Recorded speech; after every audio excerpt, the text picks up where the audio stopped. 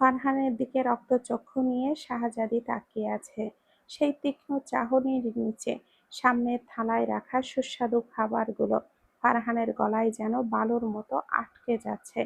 সুলতানা চাচি শাহজাদিকে কয়েকবার বকাঝকা করেছেন। বাড়ির অতিথির সাথে এমন অভদ্র আচরণ কেউ করে? ছেলেটা আসা মাত্রই যা এক বিশ্রী কাণ্ড ঘটিয়েছে মেয়েটা। শাহজাদি অবশ্য মুখ ফুটে বলেনি যে এই ছেলে গ্রামে পা রাখতে না রাখতেই রাস্তায় এক বাচ্চার মায়ের সাথে লাইন মারতে গিয়েছিল। ফারহান মনে মনে শুকনো ঢোক গিলেছে।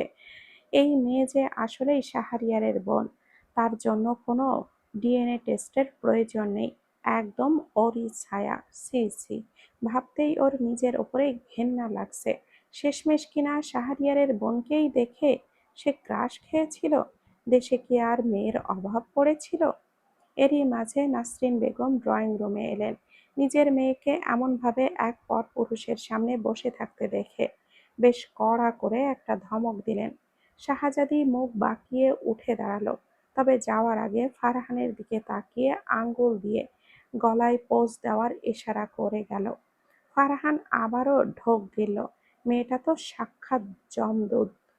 নাসরিন বেগম ফারহানের উল্টো পাশে বসলেন।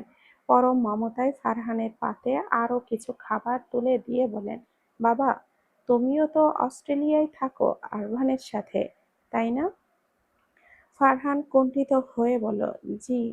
নাসরিন বেগমের চোখে মুখে দুশ্চিন্তার ছাপ। তিনি দীর্ঘশ্বাস ফেলে বললেন, আমার ছেলেও তো সেখানেই গেছে, কিন্তু কদিন ধরে ওর কোনো খোঁজ খবর পাওয়া যাচ্ছে না। ওর বাবা আর বড় চাচা তো সারা অস্ট্রেলিয়ায় চষে বেড়াচ্ছে, কেউ পাচ্ছে না। তুমি কি ওর কোনো খবর জানো? ফারহান আবারও ঢোক গিলল। সে এখন কি বলবে? একজন মাকে কি বলা যায় যে তার গর্ভজাত সন্তানকে এই পৃথিবী থেকে সরিয়ে দেওয়া হয়েছে, তার বুক খালি করে দেওয়া হয়েছে? ফারহান নিজেও তো সেই নৃশংস খুনের সাক্ষী। সে চোরের মতো চোখ নামিয়ে নিল। নাসরিন বেগমকে এড়িয়ে সে বলল, দেখুন, আমি তো তাকে ওভাবে চিনি না। আপনি বরং আরভানকে বলুন, ও নিশ্চয়ই খোঁজ নেবে। নাসরিন বেগম তিক্ত স্বরে বলেন, ওই ছেলে কখনোই আমার ছেলেকে খুঁজবে না। ও তো আমার ছেলেকে দুই চোখে দেখতে পারে না। জানি না ওই মেয়ের মাঝে কি আছে, কি এমন মধু আছে যে এক ভাই সুদূর অস্ট্রেলিয়া থেকে এখানে এসেছিল, আর অন্য ভাই এদেশ থেকে ও দেশে গেল। ফারহান বিড়বিড় করে নিচু স্বরে বলল, আর এখন সে পৃথিবী থেকেই বিদায় নিয়েছে। নাসরিন বেগম ভুরু কুঁচকে বলেন, কিছু বললে বাবা? না, কিছু বলিনি। তবে আপনার মেয়েকে একটু আমার থেকে দূরে থাকতে বলবেন। বড্ড ডেঞ্জারাস। আমার তো ওকে দেখলেই ভয় লাগে। নাসরিন বেগম বিরক্তির চোখে ফারহানকে দেখে নিয়ে উঠে চলে গেল। প্রকৃতির নিস্তব্ধতা, চারিপাশে সবুজের সমারোহ। বিকেলের রোদে পুকুরের টলটলে পানি যেন এক প্রাকৃতিক আয়না হয়ে আছে। বাতাসে সতেজ ঘাস আর ভেজা মাটির ঘ্রাণ। বাংলার মাটির সেই চিরায়ত স্নিগ্ধতা। আয়াত পুকুর পাড়ে বসে চোখটা বন্ধ করে বাংলার বাতাসকে গভীর নিঃশ্বাসে নিজের অস্তিত্বে মিশিয়ে নিচ্ছে। পাশে কারোর বসার শব্দ হলো। ঘাসের ওপরে কারোর পায়ের মৃদু চাপ সে অনুভব করলো। তবুও সে চোখ খুলল না। তার ঠোঁটে এক চিলতে অভিমানী হাসি ফুটে উঠল। সে চোখটা বন্ধ রেখেই বলল, বুঝলেন কিভাবে আমি এখানে আছি? আরভান আয়াতের পাশের জায়গাটুকু দখল করে নিয়ে শান্ত গলায় বলল, অস্তিত্বের ঘ্রাণ তো সব জায়গায় ছড়িয়ে থাকে না আয়াত। তোমার উপস্থিতির একটা আলাদা মাদকতা আছে, যা আমায় বাতাসের আগেই খবর দেয়। আয়াত এবার ধীর লয়ে চোখ মেলে তাকালো। দেখল আরভান তার দিকেই এক পলকে তাকিয়ে আছে। সেই চোখে আজ কোনো কাঠিন্য নেই, আছে গভীর এক তৃষ্ণা। আয়াত দৃষ্টি ঘুরিয়ে পুকুরের স্থির জলের দিকে তাকিয়ে বিষণ্ণ সুরে বলল, মনে আছে এই জায়গাটাকে আপনার? আরভানের ঠোঁটে এক টুকরো রহস্যময় হাসি ফুটে উঠল। সে পুকুরের টলটলে জলের দিকে তাকিয়ে ধীর স্থির ভাবে বলল, ভোলার কি সাধ্য আছে? প্রথমবার তোমায় ওই ভেজা কাপড়ে দেখে আমার শরীরের প্রতিটি শিরা উপশিরায় যে কাঁপন ধরেছিল তা আজও স্পষ্ট অনুভব করি।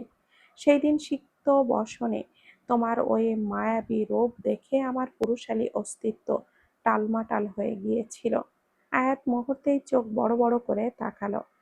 রাগে আর লজ্জায় আরভানের বাহুতে কয়েকটা কিল বসিয়ে দিল। বলল, অসভ্য লোক একটা। আমি ঠিকই বুঝেছিলাম আপনি সেদিন আপনার ওই পাপিষ্ঠ চোখ দিয়ে আমাকে গিলে খাচ্ছিলেন। চরিত্রহীন পুরুষ একটা। আরভান আয়াতের হাত দুটো চট করে ধরে ফেলল। তারপর এক হ্যাচকা টানে তাকে নিজের বুকের সাথে মিশিয়ে নিয়ে হো হো করে হেসে উঠল। আয়াতের লাল হয়ে যাওয়া গালে একটা গভীর চুমু দিয়ে সে ফিসফিস করে বলল, সেদিন তোমার ওই কাজল ধোয়া চোখেই আমি প্রথমবার হারিয়েছিলাম আয়াত। হারিয়ে গিয়েছিলাম তোমার ওই কাঁপতে থাকা ওষ্ঠ ধরে। শরীরের দিকে তো দৃষ্টি দিতেই পারিনি, কারণ আমার তৃষ্ণার্ত চোখ জোড়া তোমার ওই কাঁপতে থাকা ঠোঁটেই আটকে ছিল। শরীরের দিকে যাওয়ার ফুসরত পাইনি। আয়াত এবার শরীরটা এলিয়ে দিল আরভানের চওড়া বুকে। দীর্ঘশ্বাস ছেড়ে বলল, আপনি সেদিন পানিতেই ইচ্ছে করে ডুবেছিলেন, আর আমি বোকার মতো আপনাকে বাঁচাতে গিয়েছিলাম। অথচ আপনি নিজেই নিজেকে বাঁচাতে পারতেন, আর আমি ভেবেছিলাম আমিই বুঝি আপনাকে টেনে পাড়ে তুলেছি। আর সেই দিন আপনার সাথে আপনার সেই সো কল্ড ফিয়ন্সেও ছিল। উফ, কত যে জ্বালিয়েছেন আপনি আমাকে। আরভান আয়াতের মাথায় নিজের থুতনিটা ঠেকালো। আমার চেয়েও আপনি আমাকে বেশি জ্বালিয়েছেন মিসেস। আয়াত ভুরু কুঁচকে মুখ তুলে তাকালো। কিভাবে? আপনি আমাকে ডিভোর্স দিতে আসলেন, তাও আবার ওই বিদেশি মেয়েটাকে সাথে নিয়ে। আবার তাকে ফিয়ন্সে বলে আমার সামনে চিপকা চিপকিও করেছেন। আমি কখন চিপকা চিপকি করেছি? আরভান অবাক হওয়ার ভান করল। নাটক করবেন না একদম। সে আপনার হাত ধরেছিল, গায়ের উপরে ঢলে পড়ছিল। ধরতে দিয়েছিলেন তো? সরালেন না তো কেন? আর তুমি যে অন্য কাউকে বিয়ে করতে যাচ্ছিলে, সেটার কি হবে? আয়াত মুখ বাঁকিয়ে বলল, তো কি করব? স্বামীর দেখা নেই, খোঁজও নেয় না। তাই তো বিয়ে করে ঘুমের ঔষধ খেয়ে একেবারে পগার পার হওয়ার কথা ভেবেছিলাম। আরভান এবার গম্ভীর হলো। আয়াতের চোখে চোখ রেখে বলল, আর তোমার পগার পার হতে যাওয়া স্বামী তোমাকে একটা সুন্দর জীবন দেওয়ার জন্য ডিভোর্স দিয়ে মুক্তি দিতে চেয়েছিল ম্যাডাম। কিন্তু তার সেই পিচ্চি বউটাকে দেখার লোভ জেগেছিল প্রচুর। কানে শুধু সেই বিদেশি বর ডাকটা বাজত। তাই তোমার স্বামী তার বাবার শর্ত মেনে ওই বিদেশি আবর্জনাকে নিয়ে তোমার কাছে এসেছিল। আর তোমাকে ওইভাবে শাহরিয়ারের সাথে দেখে রাগে মাথা ঠিক রাখতে না পেরে জেদ করে আবর্জনা ফিয়ন্সে বলে চালিয়ে দিয়েছিলাম। আয়াত হঠাৎ আরবানের বুক থেকে নিজেকে সরিয়ে নিল।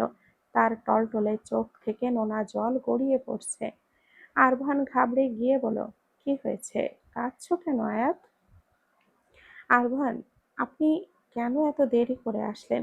কেন আগে আসলেন না? তাহলে আপনার সাথে আমার কাটানোর সময়ের খাতা আরো কিছু মুহূর্ত যোগ হতে পারত। আমাদের হাতে সময় তো খুব কম। আরভান স্তব্ধ হয়ে গেল। সে আয়াতের চিবুক ধরে মুখটা উঁচু করে বলল, সময় কম কে বলল? আমাদের পুরো জীবনটাই তো পড়ে আছে আয়াত। আমাদের গল্পের তো সবে শুরু। বাকিটা পথ না হয় এই বুকের ধুকপুকানিতেই কাটিয়ে দিও। আয়াতের চোখের জল মুছে হঠাৎ আবদার করে বসল, আরভান, আমাকে একটা চুমু দিন তো ঠোঁটে। আরভানের ঠোঁট ভুরু কুঁচকে গেল। একটু আগে মেয়েটা কাঁদছিল, আর এখনই চুমু চাইছে? মেয়েদের মুড এভাবেই সুইং হয় কি করে? কি হলো, চুমু দিন। আরভান এদিকে ওদিকে তাকিয়ে বলল, গ্রামের রাস্তাঘাটে এইসব করতে নেই, জানো না? কেউ দেখে ফেললে মান সম্মান থাকবে না। ইস, আসছে আমার নীতিবান পুরুষ। আপনাকে কে দেখতে আসছে শুনি? আর সবসময় তো নিজেই ঝাঁপিয়ে পড়ে চুমু খেতে শুরু করে দেন। এখন আমি বললাম আর অমনি? আরভান নিজেকে খুব বিজ্ঞ জাহির করে বলতে শুরু করলো, গ্রাম হচ্ছে একটা লোকাল সোসাইটি, আর এখানে মরালিটি আরভানের কথা শেষ হওয়ার আগেই আয়াত বিদ্যুৎ গতিতে আরভানের ঠোঁটে নিজের ঠোঁট চেপে ধরল। আরভানের চোখের মনি বিস্ময়ে বড় বড় হয়ে গেল। সে ভাবতেও পারেনি আয়াত জনসম্মুখে এমন দুঃসাহস দেখাবে। নিজেকে সরিয়ে নিয়ে আয়াত বিজয়ের হাসি হেসে বলল, কি হলো? কথা আটকে গেল কেন? আরভান থমকে যাওয়া কণ্ঠে শুধু বলল, কি করলে এটা? আয়াত চোখের ইশারায় দুষ্টুমি করে বলল, যা চেয়েছিলাম তাই তো করলাম। তাহলে আমারও এখন কিছু চাই? আরভানের গলায় গাঢ় নেশা। আয়াত ভুরু নাচিয়ে বলল, কি চান? আরভান পাংশু ওঠে মুখে এক টুকরো হাসি ফুটিয়ে বলল, রোমে চলুন, সেখানে সব পাওনা মিটিয়ে দেব। আরমানের ইঙ্গিত বুঝে আয়াতের গাল আবারও লাল হয়ে উঠল। সে কিছু বলার আগেই আরমান তাকে জাপটে ধরে নিজের শরীরের ভার ছেড়ে দিয়ে আয়াতের গলার ভাঁজে ঠোঁট ছোঁয়াতে চাইল। ঠিক তখনই পেছন থেকে ফারহানের আকাশ ফাড়া ডাক ভেসে এলো, এবি, কোথায় তুই? আমাকে কি মানুষ মনে হয় না? তোকে খুঁজতে খুঁজতে আমি আজ অক্কা পাবো রে। আরভান দাঁতে দাঁত চেপে বিড়বিড় করলো, শালা আসার আর সময় পায় না। আয়াত আরভানকে সজোরে ঠেলে সরিয়ে দিতে দিতে বলল, একদম ঠিক সময়ে এসেছে, আল্লাহ বাঁচিয়েছে।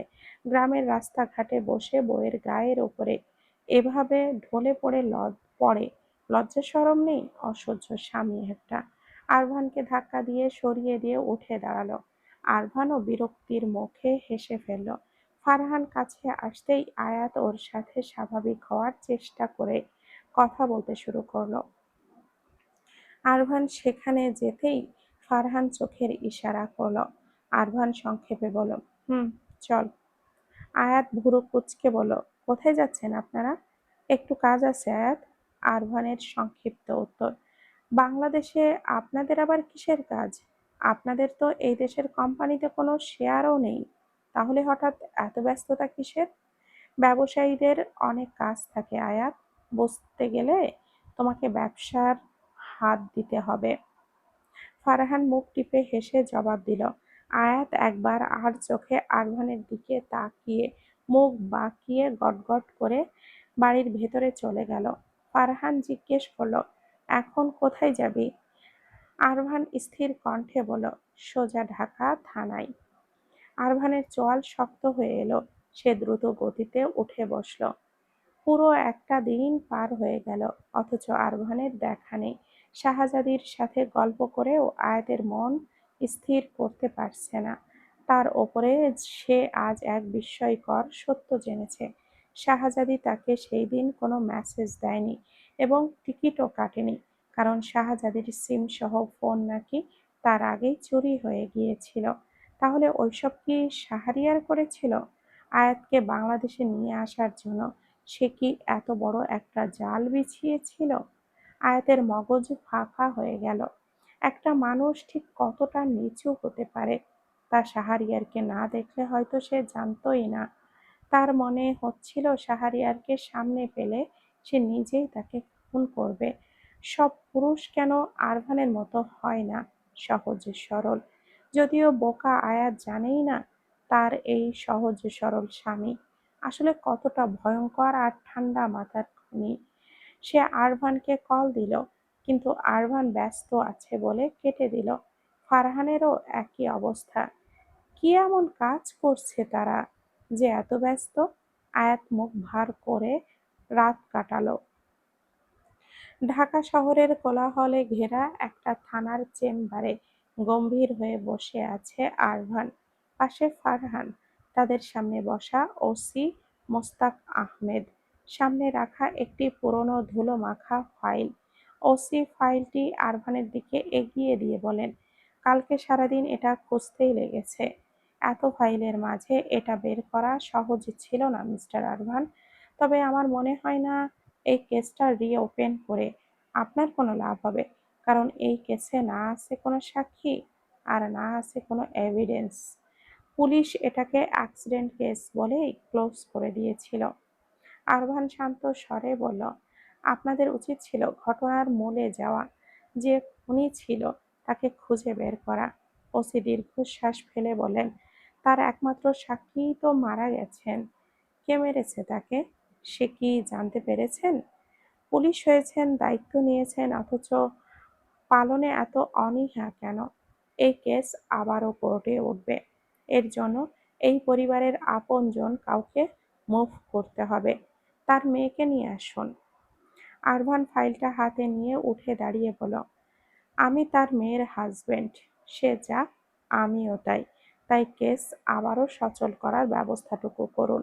বলেই আরভান গটগট করে চেম্বার থেকে বেরিয়ে গেল। ফারহান পাশে বসে অবাক হয়ে বলল, আরভান, তুই কি তুই ঠিক কি করতে চাইছিস বলতো? পুরনো কাসুন্দি ঘেঁটে আয়াতের বাবা মায়ের খুনি কি আসলেই পুলিশে দিবি? আরভান বাঁকা হাসল। এত সহজ নয় ফারহান। এটা একটা সাইকোলজিক্যাল খেলা। মগজ ধোলাই করার সময় হলে খেলা দেখতে পাবি। এখন দ্রুত ফিরতে হবে। এখন বাড়িতে ফিরতে হবে। বউটাকে একদিন দেখি না। প্রাণটা হাঁসফাঁস করছে। ফারহান স্তম্ভিত হয়ে দাঁড়িয়ে রইল। সে ভাবল, এই এক আরভানের ভেতর কয়েকজন মানুষ বাস করে। এই যে একটু আগে পুলিশের সামনে সিংহ বিক্রম দেখালো, সেই আবার একটু পরে বইয়ের জন্য বিরহী প্রেমিক হয়ে যাচ্ছে।